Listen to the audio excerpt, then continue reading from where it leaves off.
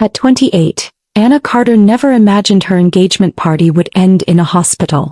That night she stood beside her fiancé, Jake Morris, in a soft cream silk dress, smiling politely for photos.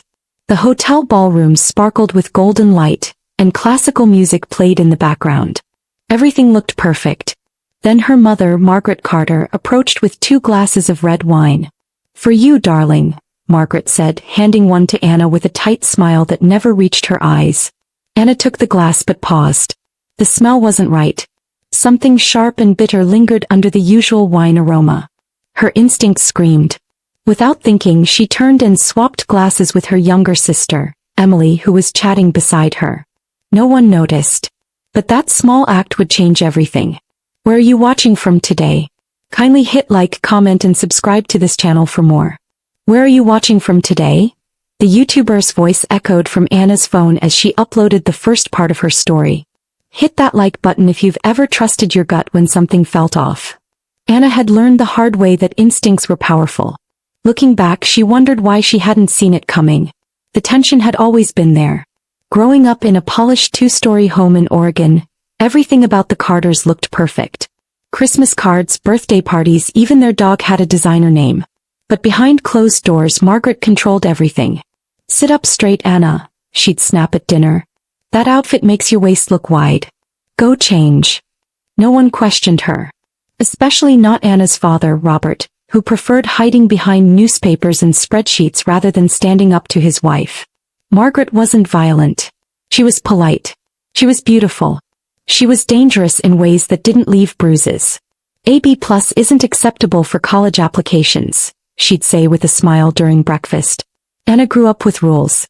Her younger sister Emily, 3 years behind her, lived with praise. "Emily has such poise," Margaret would tell guests at brunch. "Emily's teachers say she's a natural leader." Anna's straight A's were expected, but Emily's BS were celebrated. Anna's piano recitals were met with critiques. Emily's soccer games were full of claps and cheers. "Why can't you be more like your sister?" became a phrase so common, Anna could hear it even when Margaret wasn't speaking. It wasn't Emily's fault. She didn't ask to be the favorite. She was trapped in a different way. While Anna withered under criticism, Emily thrived under constant praise. Still, by 16, Anna had started changing. Her anxiety became her compass. She straightened her curly hair because her mother said curls were messy. She dropped photography because it wasn't a serious career. She dated boys her mother approved of, the sons of family friends with clean shoes and empty hearts. "Don't embarrass me," Margaret would whisper before every family gathering. By the time college applications rolled around, Anna knew she had to get far away. Northwestern University was Anna's escape plan. Chicago was far enough that her mother couldn't show up uninvited. Digital media? Margaret had frowned when Anna chose journalism. "Isn't that just blogs?" But Anna ignored the comment. In college, she made friends like Rachel and Brianna, who loved her messy curls and late-night ideas. She joined photography clubs. She covered student protests. She started to feel like Anna, not Margaret's project but her own person. After graduation, she stayed in Chicago working at a news company, telling stories with words and images. At 26, she met Jake, a kind-hearted architect who once spilled coffee on her laptop and insisted on replacing it. "You owe me dinner," he joked. That dinner turned into love, and 2 years later, Jake proposed on the same waterfront where they first walked together. Jake proposed with a vintage emerald ring, the kind Anna had once admired in a tiny shop window during a walk. "It's not a diamond," he said nervously, "but I wanted something different. Something that felt like you." Anna said yes without hesitation. Her father, Robert, sounded genuinely happy when she called. But her mother's reaction? "Emerald? Well, I suppose diamonds are a bit common these days." Margaret barely congratulated them. "An architect, huh? I guess that's stable enough." Jake had a great job at a respected firm, a warm family, and treated Anna with kindness. But nothing would ever be enough for Margaret. Planning the wedding brought back all of Anna's old anxieties. Jake noticed it right away. "We could elope, you know," he offered gently one night. "Avoid the drama." Anna thought about it. Part of her wanted to run. But another part, the small voice still hoping for her mother's approval, said no. Maybe if she sees how happy we are, she'll finally accept it. So when Margaret offered to host the engagement party, Anna hesitated, then agreed. Nothing too big, she warned. Just close friends and family. Of course, Anna, Margaret said sweetly. Leave it to me. Within a week, Margaret had booked the most expensive ballroom in Portland. She sent Anna a guest list with over 80 names, none of them from Jake's side. She picked the flowers, the caterer, even the type of cake. Your mother's going full queen mode, Emily texted from Seattle. Brace yourself. Anna sighed as she read the message. Jake watched her hang up after another call with Margaret and said softly, "You don't have to let her take over." But Anna shook her head. It's just one night. I can survive one night. He hoped she was right. The West Haven Hotel sparkled like something out of a bridal magazine. Crystal chandeliers, massive white roses, and a string quartet playing softly in the corner. This is your mom's version of low-key? Jake whispered, squeezing Anna's hand. He looked sharp in his navy suit, his dark curls just trimmed, his glasses giving him that calm, smart look she loved. Anna smoothed the front of her cream dress. Just a few hours, she murmured. Then it's over. When her college friends Rachel and Brianna arrived, Anna felt a wave of relief. You made it, she whispered, hugging them tightly. We wouldn't miss it for the world, Brianna said, her eyes scanning the crowd. That woman at your 3 o'clock has been watching you like a hawk. Rachel nudged her. Let me guess. Your mom. Anna glanced over and saw Margaret gliding toward them. At 58 she still looked flawless. Tall, thin, highlighted hair curled just right, and a dress that probably cost more than Anna's rent. Anna, she said, kissing the air near her daughter's cheek. You're late. In this dress? Well, you've always had your own style. Then she turned to Rachel and Brianna with a perfect smile. College friends, I presume? How lovely you could make the trip. Before they could reply, Margaret looped her arm through Anna's and started pulling her away. Everyone's asking about you. The Brightons are here. Their son Michael, remember him? He's recently divorced. Anna's eyes widened. Mom, she hissed. I'm engaged. But Margaret just waved it off. Come say hello. It's important to stay connected. Anna escaped the Brightons' awkward small talk when Jake showed up with his parents. There you are, he said, wrapping an arm around her. I want you to meet my folks. His mom Diane hugged Anna warmly. We're so happy to have you in the family, she said with kind eyes. His dad Tom shook her hand firmly and added, Jake's never looked at anyone the way he looks at you. Anna smiled, soaking in the quiet sincerity of their words. She glanced across the room where her own parents stood. Robert looked stiff in his gray suit but content. Margaret stood straight as ever, scanning the room like a general surveying her troops. An hour into the party, Anna spotted her sister, Emily, arriving with her husband, Mark. Emily looked radiant, her blonde hair falling in loose curls, a blue dress hugging her figure just right. This is insane, right? Emily whispered as she hugged Anna. Mom said it would be small. Anna laughed. Have you ever known her to do anything small? Fair point, Emily replied, glancing around. Are you holding up okay? Anna opened her mouth to answer, but their mother appeared like clockwork. Emily, darling, Margaret cooed. That color is perfect on you. Absolutely stunning. Then she turned to Anna. The caterers need direction for the toast. I told them you'd want to handle it personally. Anna blinked. The toast, she repeated. She hadn't planned one.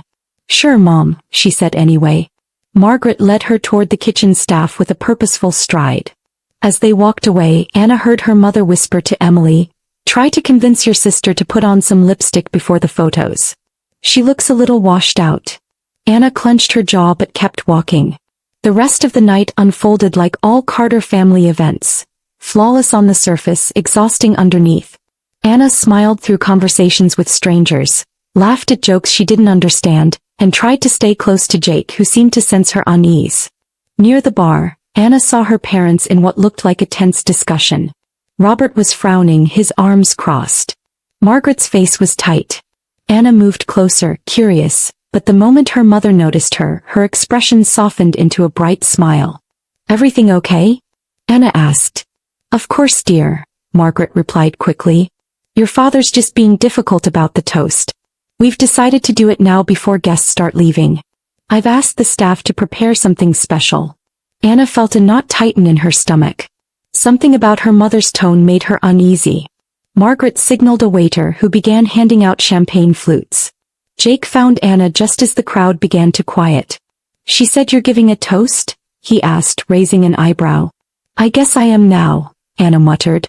They moved to the front of the room where her parents, Emily and Mark, were already gathered. Margaret raised her hand and smiled at the guests. "Thank you all for joining us to celebrate Anna and Jake," she began, her voice smooth and elegant. "Robert and I couldn't be prouder." Robert nodded stiffly. Jake gently squeezed Anna's hand. Then Margaret continued, "Before Robert gives his speech, I wanted to make a special toast for our family." A server approached with a tray holding 5 glasses, 4 champagne flutes and 1 glass of red wine. "Champagne gives Anna headaches," Margaret explained to the puzzled crowd. "So I chose a special vintage just for her." Anna blinked. That wasn't true. She'd never had a problem with champagne. But she took the glass anyway. It looked normal. But the moment she lifted it, her stomach churned. The smell, there it was again. Medicinal. Not just sour but sharp and wrong. Her heart pounded. Margaret was watching her, eyes fixed and eager. "To new beginnings," she said, raising her glass. Everyone echoed her words. In that moment Anna made a choice. As Emily leaned in to whisper something to Mark, Anna smoothly switched their glasses. Her fingers moved with precision, her face calm. She raised the champagne flute that had originally been Emily's. Emily, distracted, lifted the red wine to her lips and took a sip. Jake clinked glasses with Anna, completely unaware. Anna sipped the champagne, trying not to show her trembling hands. Across the room, Margaret continued watching her daughter with unnerving focus. 30 minutes passed. The music returned. Guests laughed, took photos, clapped during short speeches. But something still didn't feel right. Anna stood with Jake, talking to his parents, when she noticed movement in the far corner. Mark had his arm around Emily, who was leaning on him, unsteady. Anna narrowed her eyes. Emily rarely drank more than a single glass, but now her face was pale, her steps wobbly. "Excuse me," Anna said quickly. Jake followed. "Emily," she called out, reaching her sister. "I feel strange," Emily mumbled. Her words slurred. Her eyes looked unfocused. Sweat glistened on her forehead. "What's happening?" Jake asked. Mark looked panicked. "She only had 1 glass of wine," he said. "She's barely had water." Margaret appeared at their side, face drawn in concern. "What's going on? Is Emily okay?" No one answered. Emily stumbled forward.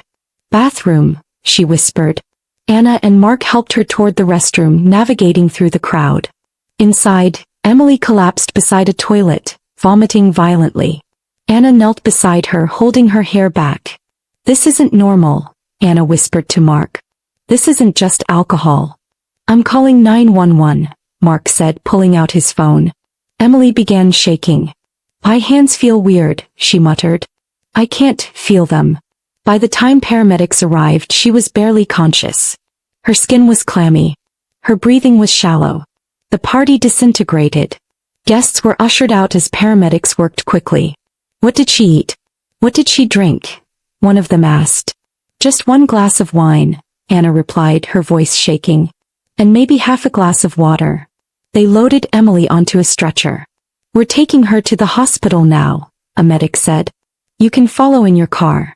"I'm going with her," Margaret insisted, pushing forward. Robert followed in his own car. Jake took Anna's hand. "Are you okay?" She didn't answer. Her mind raced. The wine. The smell. Her mother's face when she refused to drink it. "Jake," she whispered, "I think that wine was meant for me." Jake drove Anna to the hospital, both silent as the city lights blurred past the windshield. "What did it smell like?" he finally asked. Anna stared ahead. "Like cough syrup. Bitter." "I don't know, but something told me not to drink it." Her hands trembled in her lap. "Who would do something like that?" Jake asked gently. Anna didn't respond. He couldn't say it aloud, not yet. But in her heart the fear was forming into certainty. When they arrived, they found Robert pacing the waiting area. Margaret sat frozen on a bench, her hands clenched tightly, posture perfect even in crisis. A nurse came out. "Family of Emily Carter?" she asked. "We're her parents and sister," Robert said quickly. The nurse nodded. "She's stable for now. We've run some tests. There are high levels of sedatives in her system, and another substance we're still identifying. Has she taken any medication recently?" "No," Mark said, stepping forward. "She barely even takes painkillers."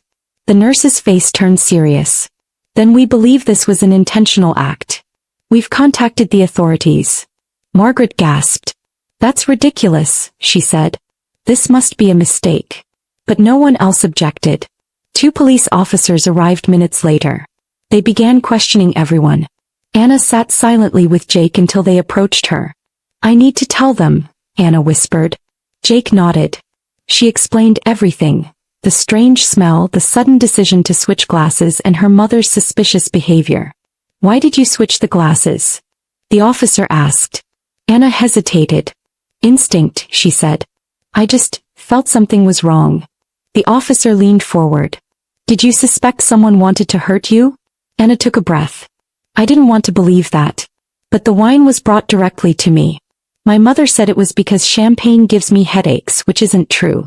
She was watching me closely. And when nothing happened to me, she seemed confused." The officers thanked her and asked her to wait. Anna walked to a quiet corner and found Robert sitting alone. "Dad," she said softly. "Has Mom said anything?" He looked up weary. "She's been off for months.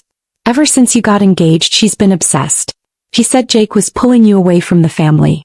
I thought it was just her being overbearing again. I never imagined." His voice cracked. "Has she seen a therapist?"